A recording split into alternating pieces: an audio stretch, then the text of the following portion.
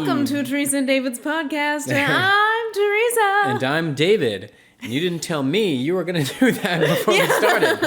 I like to surprise you. Today's podcast is brought to you by Sterling Karate, our first officially unofficial sponsor.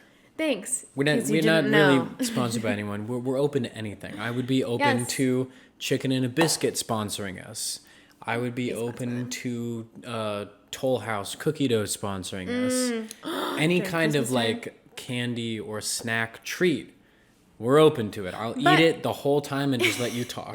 In all seriousness, for those of you who watch this, if you have like a business or a product or like whatever that you're trying to sell or get out there and you like our podcast and you want us to promote it, then sponsor an episode and, contact us via email, which is on our YouTube channel page.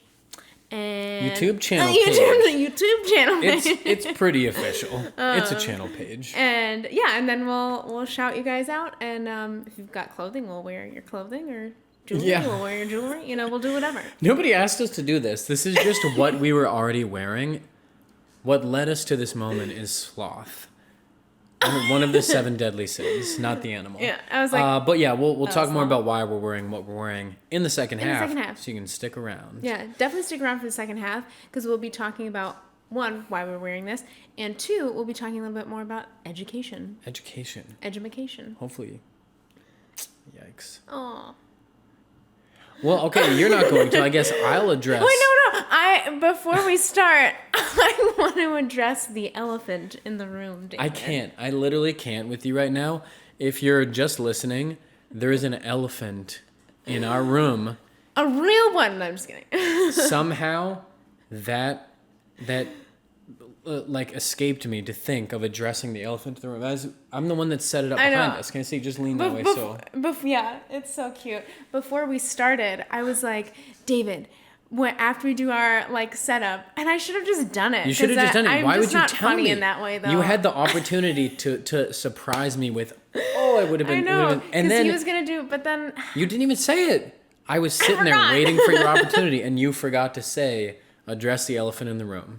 I was like, David, I want to say, before we start, I want to address the elephant in the room. So I said it then, just right now. You had one job. But anyway, that elephant is is adorable. His name is Dumbo, of course, because Dumbo the elephant. Yeah, ever heard of him? He's a pretty famous elephant.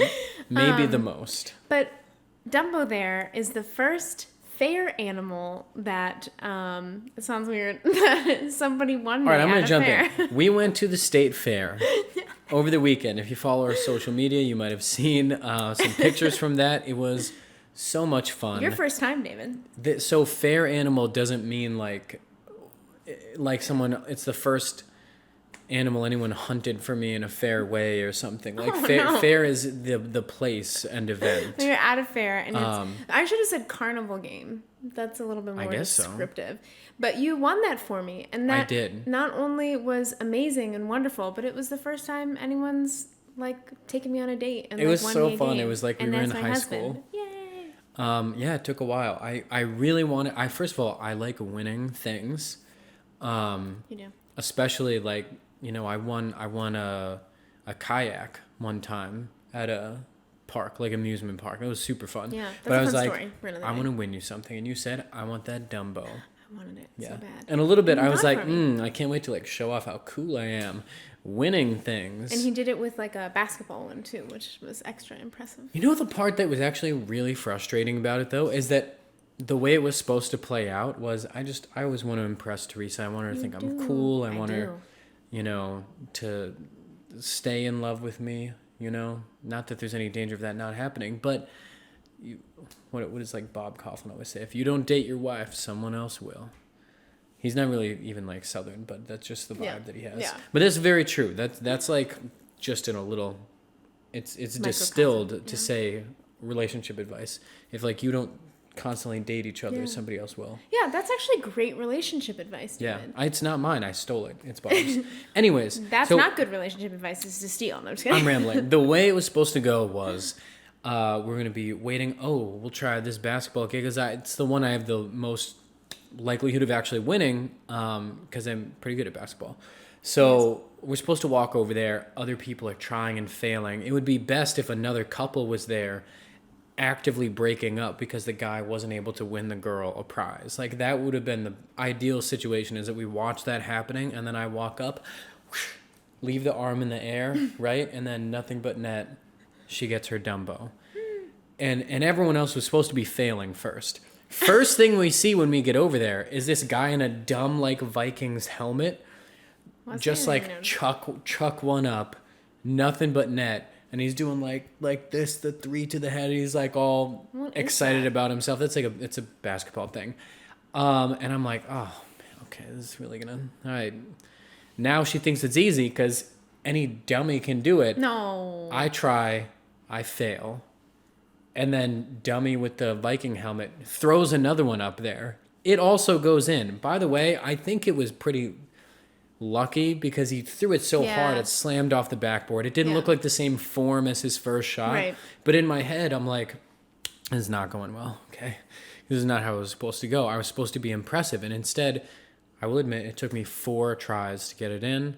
I'm big enough to admit that. But the real lesson at the end was that even though I kind of had these expectations of how it was going to play out, you were just really happy that I wanted to try. Mm-hmm. And even if I hadn't succeeded, I think you still would have been proud of me. Oh, 100%. And that made me feel really happy. Yeah.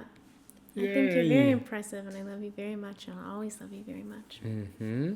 So that was cute that happened at the state fair. Pretty much the rest of the time we were just shoving our faces full of food. With food. Yeah, if no one, I mean, most of our viewers are either from Minnesota or like know about the Minnesota State Fair, but if you don't, it's a huge fair. I mean, people literally come from all over just to go to the fair at this time of year. I mean, my sister's friends from DC literally flew out to come to the fair. I was like, that's crazy. Because they have, I mean, like, the food is insane. Food around every corner on top of food. On top of food. Yeah. Everything you can imagine is on a stick. Yeah. Oh, that's not a lie. So good. But you had quite a few things to eat. I had 3 things. I'm not even going to try to run through all of them. Yeah. This is... I weighed myself right before we walked out the door to go to the state fair. My goal was to gain 10 full pounds just of food that I was consuming. That's literally insane. I tried. I could have tried harder, but I still only got 5. So next year when we go back, I'm going to try to at least beat 5 pounds. Are you still currently 5 pounds, or do you think you lost that since we've been at the Do you want me to go weigh myself right now? Yeah, I can. Sure. Yeah, you've I'll keep you guys. This is a new thing. Anyway, let's totally change the topic. No, I'm just kidding.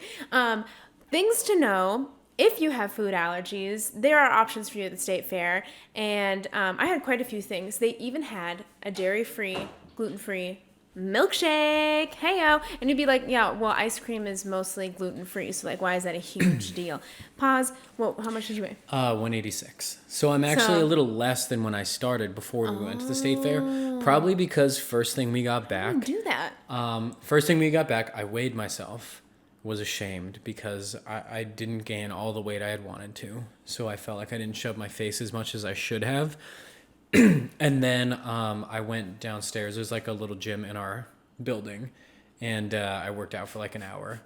And I was on. And I was just like, Yeah, I like got all in sweats and stuff, and I was on the elliptical for a while. I was the only one in there, so it was kind of fine that I was farting a lot. and it was like.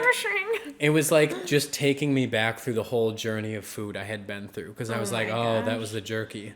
Oh, that was the corn dog. It was a corn dog. And then this guy came in, and he was working out too. So then I was trying to like hold it in. And on the elliptical is a weird one to try to clench. You know what I mean? While you're ellipticling. And I was trying so hard to not just be ripping. And then, but he had these headphones on, and I was like, you know what? If those are any good, you won't be able to hear this. And it was basically just like on on each We one could have been down there for without like headphones on. 40 straight minutes. That is literally hilarious. It was really funny. Oh my gosh. But I felt like if I hadn't done that, I actually would have died. I needed to sweat out all the toxins. Yeah. Oh my gosh. That's so funny. But yeah, the food is so great. And I was telling them that gluten dairy free milkshake was awesome at West End Creamery, and they're actually from Massachusetts, which is super cool. What was the town? We keep forgetting. It was I hadn't heard of it before. It starts with a W, but it's like more out in like the farmlandish type place. But I was saying that the big deal that it's gluten free is I've been to like 2 places now where they do like a milkshake that's vegan, but it's not gluten free and it's just plain ice cream. And I'm like, this literally doesn't make any sense. So it was a big deal that it was like totally allergy friendly, or in those 2 allergies specifically. And then I also had lots of French fries from Fresh Cut French Fries, and those things are addictive. I want them right now. They're so good. It was very good. We started the right way. We started, and so Martha's Cookies is like Sweet Martha's Cookies. Very close to the entrance that we came in. There's like 4 locations of them though. So I was like, listen, I heard bucket of cookies. Literal I bucket. heard bucket of cookies, so that's what I want to do first. So we got just a big bucket, and we shared them more than I wanted to. And wait, I don't think we said, but we were with my sister and brother-in-law. Yeah. So also, the state fair reposted a picture that I posted on Instagram. I was like hanging on the little trolley with the bucket of cookies. Yeah, there's like a trolley. That was really funny. And he like jumped on the back, and I like took a picture, and actually I get the credit because I took the photo. You took the photo. I think the caption was like ride sharing at the state fair, which is so funny. It was so much fun. It was definitely worth it. I would suggest to anyone to go. We could have spent so many more hours there and never run out of things to do. Yeah. Or eat. Yeah, but I was just so full. It was like time to go. I could have. I wish I had more of like a bottomless pit, but I'm not you. You're not. I think that we should like pitch them on an idea to have people weigh themselves right as they're walking in, and then right as they're walking out. Pay $1. That'd be so funny. Pay $1 to weigh yourself. Pay $1 on your way out. We'll just like set up a little stand. Could be donation. There. They could donate it to someplace. To like no, I'm healthy. I'm for profit only. Oh my gosh! You should just do it and not tell anybody. Just bring a scale. That's what I'm saying. Like, I should just set up shop and try to make some money. Come over here. Give me $1. Give me $1. And talk like that. Anyways, so that was so much fun. That's why Dumbo's in the background. Hi, Dumbo. Yeah, I'm excited. I don't think we're going to go again this season. It's still going for like a few days. So if you're in the area, you can still make it. People go like multiple times, but it's like, man, it's just like a once a year like. But it's kind of nice though. I already have in my head like, oh my goodness, and what am I going to try to do next year? Yeah. And you kind of like give yourself a total pass because you know you're just going to go to this one thing. And so many people were there. I can't wait to see how many people like total filtered through the state fair because it must be a ton. Crazy amounts of people. Crazy. Well, let's sprint to the end of the first half here. Worst segue of all time.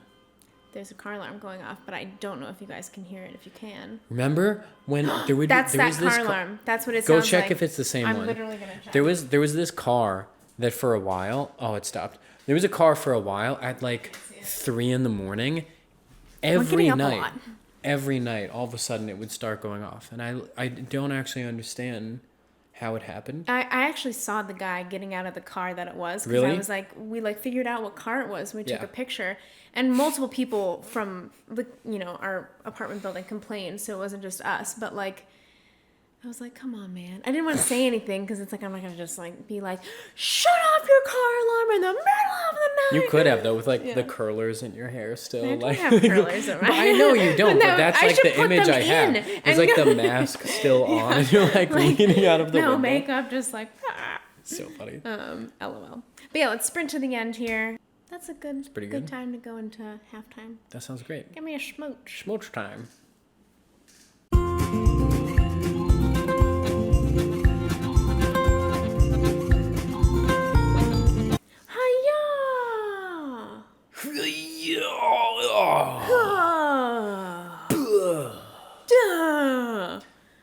Martial arts. If you live in the greater Minneapolis-St. Paul metro area, and you take martial arts and it's not from Sterling Karate, you will be robbed in an alley. Science. It's 100%. Yikes, you teach little kids. Yeah, why are they in alleys? It's almost all young kids. Why are they in so many alleys all the time? And why are you threatening them? That's the only self-defense scenario we cover, is if you're in like a 19th century alleyway. Like cobblestones and everything. LOL. I'm just saying. Like, that's the one you want to be ready for. The book we're reading. Nice. We'll talk about that later. So the reason we're wearing these shirts is because we were just at an open house for a school.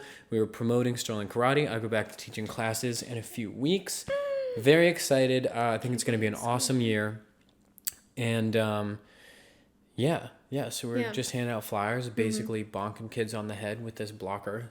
It's like a padded thing on a stick. Kids Everything's love on a that. stick. Just bonking them on the head if they say they don't want to take karate. I'm like, you want to take karate? No. Whack. Bonk. But yeah, that's why we were wearing this. And on our way back, we were just kind of talking about teaching in general, you know, School, and how we were when we were students. And Yeah. I've taught in a few different capacities, and it kind of started this larger conversation about learning and motivation and stuff like that. Yeah, And we kind of want the second half of our podcast to become larger ideas that we just love talking with each other, you know, about big picture things. Yeah. We talked about like environmental stuff last week. Yeah. And it'll be a different topic every week. And, For you know, sure. we'll be discussing it, but we want your engagement too. Like, if something really sparks your interest or you have an opinion about something, leave a comment or email us or something. Yeah. And we'd love to read through those and even talk about them on the next podcast and stuff. But that's our goal, is to be a little bit more engaging in that way. For sure. Engaging. So, yeah, just kind of education in general. Yeah, I mean, first of all, it's crazy that, like, the school year is already here. I can't even I know. Yeah, believe that. yeah, it's kind of like it's back to school. Yeah. That's the mindset everybody's in. Yeah. Thank goodness football starts in the fall. Yeah. Otherwise, I don't know what I would do. Oh my gosh. Oh, man. But we both had very different education backgrounds coming. I mean, we went to the same college. I mean, everybody, Yeah. you know, we went to So Gordon we College. met. Yay! But we had very different education, like, leading up to that. I went to a college prep school from, like, literally preschool through 12th grade. So, like, Wow. college was the goal. Like, and I loved school. I actually was just telling him, I was like, I actually, like, miss school because I love structure and I love goals and I love getting things done. And everyone's gonna hate me, but I like homework. I like this. There's the biggest difference right there. Yeah, but I like homework. I was actually truly motivated by the grading system, which I think, you know, that's a topic we can kind of dig into more later on, of like Sure. the grading system. I did a research paper in college on the grading system and grading inflation. Tell me that. Great grading and what does that mean? It means that Sounds dangerous. over time, like grades, like A's become different. Like and- like what qualifies as that? yeah, and like how much we use A's and how we use grading in general in the school system to, like, I mean, it has become everything. Like, that's not how grading started. Grading was a motivation for people, but it wasn't the end all be all of their education. It has become kind of an end all be all for education. It's like, not for your me. G- I understand yeah. what you're saying. That, like, you know, I don't know, like, what motivates people. I think my cousins, I think it was something like smack, like, you get an A, you get money or something. It sounded like you were saying their motivation was smack. Oh no, I hit the mic. Yeah, if you're just listening, no, my cousins are not beat. That was not what I was Oh saying. my gosh, I was like, That's not what I was saying at all. No, but I think I remember that being a thing. And even at the time, I was like, nah, I mean, I can buy Slim Jims with money, but, you know, I don't know if that is enough to get me there. And Yeah. I kind of, like, would you describe yourself as a teacher's pet? Like when you were in middle school, high school, even college? I wouldn't say to that extent. I like, so not literally like brown nosing kind of thing, but no. I was friends with, like, the teachers, but, like, not in that way where I'm like, I want an A and, like, you know, trying to get, like, I just was like But you a were good like, you were student. like I was just a good student. totally by the rules and like Yeah, you're gonna yeah, do it exactly their way, Yeah, right? yeah. I was not rebellious. Yeah, I had an adversarial relationship Yeah. with many teachers. And well, let's just start with this. I was homeschooled for a while, so was my mom. Um, so we fought all the time. No, I love Judy, but that was like an interesting place to start. So Yeah. I think part of it is because I didn't just come up from the time I was tiny learning like this is the system, you stay inside of the system, and just all the like it's crazy to me people that live in one town their whole life and go like K through 12 in the same system. Yeah. So I think part of that I was like free from feeling like I had to do that. It's like, Yeah. why? My mom, if I want to, she'll call me out sick every day, so I stay home with her. Right? Like, Although my mom was that way too, but I was more like, no, mom, I'm gonna go to school. that's so crazy to me. It's so funny. Yeah, I know. But like when I was in high school, there was this one class that they ended up realizing they were making an error and sending us down to lunch 5 minutes late every like Tuesday, Thursday, whatever it was. And when we found that out, a lot of people were like, nice, we get to go to lunch 5 minutes early. And I was like, what? You've been robbing me of those minutes every week? And I tried to organize a movement of people to like sign a petition to say we want those 5 minutes back. We'll That take is it. hilarious. We'll take it in the form of 5 minutes actually earlier than we're supposed to go the rest of the year. We'll take it in one whole class off. But nobody got behind me in that. I was like the only one who was trying to stand out because everyone else just wanted to be part of the, you know what I mean? Like part of the thing. Yeah. So I didn't really care about grades. And by the way, I'm not saying that's like a good thing. No. Because if I could go back, the way I feel now is I don't like doing anything not well. That's definitely not how I felt when I was younger. Yeah. You know? And Yeah. I wish I could go back and actually put real effort into classes and stuff because I truly would have learned a lot more. Well, and you tested so well. Like you said you got, what, 5? I took 2 AP classes, which is not anything crazy. A lot of people I went to high school with already had so many college credits by the time they graduated. But it was a literature and psychology class. And this was the other thing we were talking about was motivation. You were motivated by getting that A. Right. I didn't put a lot of work into either of those classes. Mr. Kegler, I forget the other teacher's name, but sorry. I wish I could go back and try and be a better student while also keeping my own sense of self and free thinking. But both of those teachers were like, what you put into it is what you get out of it. And since you have not been putting anything into it, best case scenario is you get a 3 on the AP test, which for anyone who doesn't know is on a scale of 1 to 5. They're like, best case scenario, you get a 3, you're probably going to get a 2. So I was like, okay, well, we'll see about that. And I love That motivated you. like cramming to study. So I just spent the days leading up to the AP test shoving everything into my short-term memory that I possibly could, and I test pretty well, so I got a 5 on both of them. Crazy. But Well, what and- motivated yeah. me was like proving somebody wrong instead of like, Right. A sense of like legit trying to Which learn is something. So interesting because you have 2 people here with 2 different motivations for like doing well. And I don't test well, and I took 2 AP classes and got like 1 or 0 on all of them. But I got literally like 98% in the class because I'm diligent and I do my work and I like to do my work and do it well. So like, and all of this funnels into college, like the motivation to get good grades, get good test scores to go into college. And if you don't do well on both, then you don't get as many choices. And so there's like a huge emphasis on grades, way more than it needs to be, and a huge emphasis on tests.